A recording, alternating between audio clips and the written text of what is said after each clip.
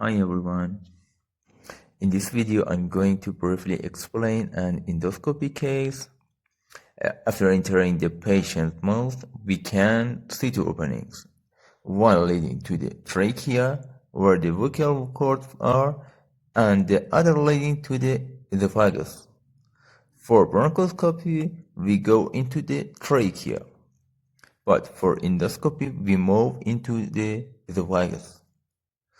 After passing through it, we reach the stomach and its different parts. I'll explain those in more detail in future videos. Usually into endoscopy, we continue the procedure up to the duodenum.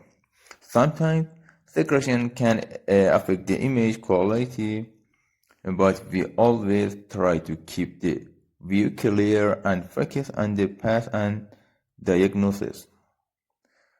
Thank you for watching. Please see in more detail in future video.